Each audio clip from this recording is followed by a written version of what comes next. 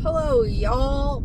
This is gonna be like a two-part because I am currently watching the Life After Lockup season finale. I guess you'll say the last episode for now. And there's so much. I've only watched the first 15 minutes, and I'm like, okay, I need to stop and do the video now because I'm not gonna remember everything. So much happens within the first 15 minutes, and Gypsy has left. She has gone to the house, gotten what she needs or wants, and she's like, we're getting divorced.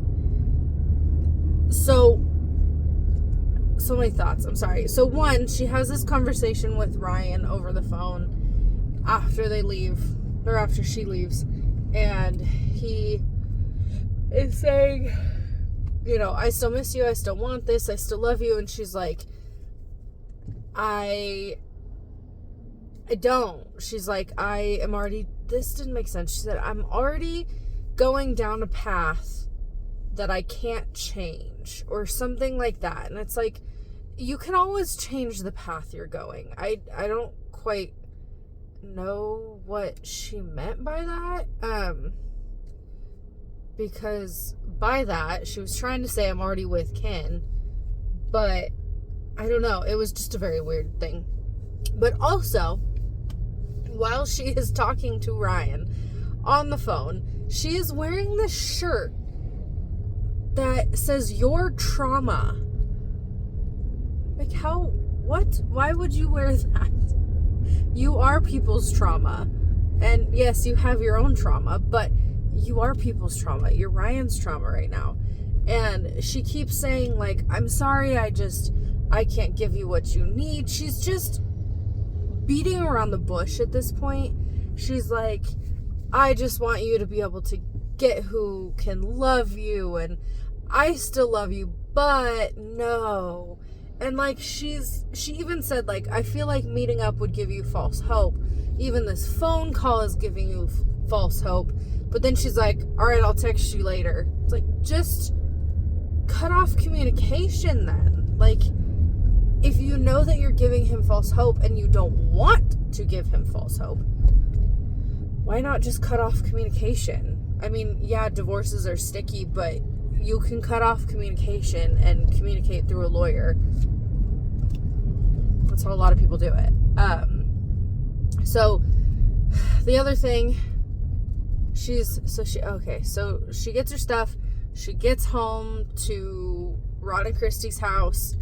Rod says in his little interview thing, he's like, she made a mistake, which she shouldn't have gotten married to a dude, but whatever. We learn from our mistakes, so whatever. But she then has this conversation with Ken. Oh, sorry. Hold on. Wait. Okay. So her conversation with Ryan. So in this conversation with Ryan, she says, I'm gonna get a divorce, and in 6 to 9 months, I'm gonna be with Ken. Okay. Flash forward. That was 2-3 months ago. We all know that was a lie because she's clearly with him and pregnant with whoever's child. I'm not going to spill it until the second part of this because I want to just get through the whole episode before I say this, but there's some tea and we're going to share it. So, anyways, so then she goes on to talk to Ken, and she's like, I told him I want a divorce, and I told him I'm going to be with you. And he's like, nice. Okay. Just doesn't really have a ton of reaction. He seemed very supportive on the phone, which is kind of interesting to me because I don't like the dude. So I expected him to be like, oh, yeah, screw Ryan, go away, blah, blah, blah. But he was like, okay, well, how did it go? Are you okay? Kind of stuff. But all that aside, because again, I don't like Ken. But she then, after this phone call, starts to talk about her newfound love with Ken. I guess. So she is like, you know, we hung out, and this is a week apart. So she goes and gets her stuff out after their big, like, fight. I don't want to work things out. A week later is this update. Within this week, she has hung out with Ken, posted lots of pictures with Ken, and got matching tattoos with Ken. Within a week, you guys. And I get it.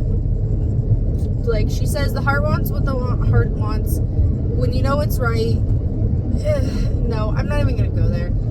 I understand they have a past relationship, so it's kind of, it's not starting fresh because they have a history, but it is also starting fresh. She was in prison when they had this first part of their relationship.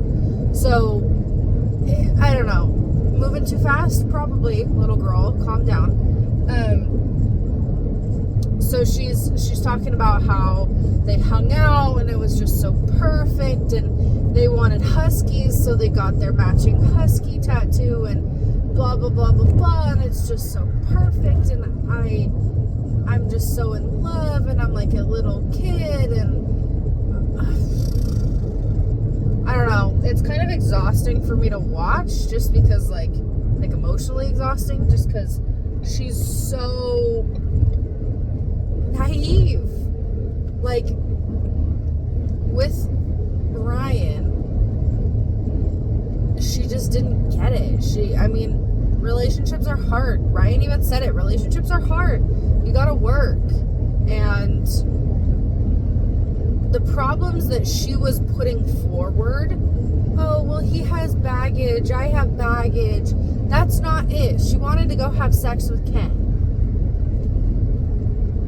Like, come on, let's at least be honest here. And Ryan even asks her that in the question, in the phone call. He's like, well, you believe me, or you expect me to believe that you guys aren't having sex? Fair question, Ryan, because I'm right there with you. Like, they probably did, and Christy probably let them have the bedroom. She's probably like, oh yes, come in here and conceive a child so Ryan can get out of our lives, because Christy's just also kind of crazy. Something I wasn't quite sure of, and maybe someone can comment down below and kind of maybe help me understand this.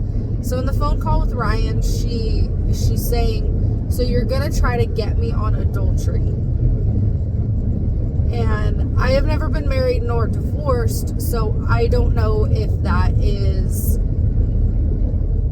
related to the divorce. If he's saying, well, when we file for divorce, I'm going to claim adultery, so XYZ, I don't know.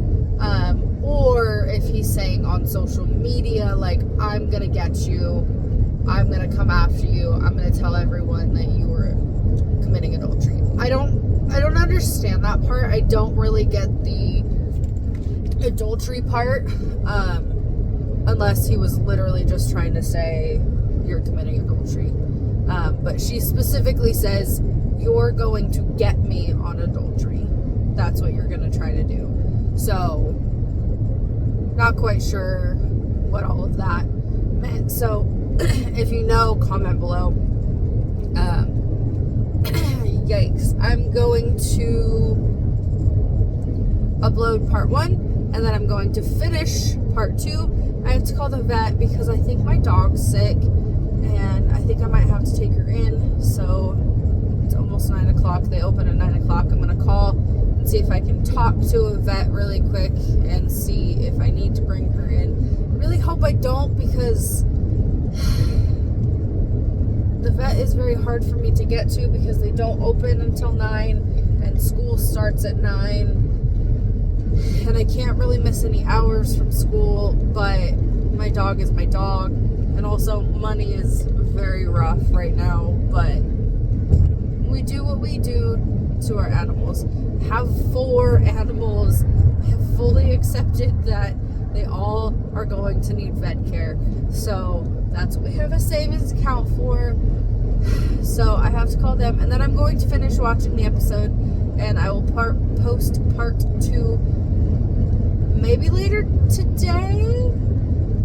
We'll see. Or part 2 tomorrow. But in part 2, there's some tea. I'll give you a little hint.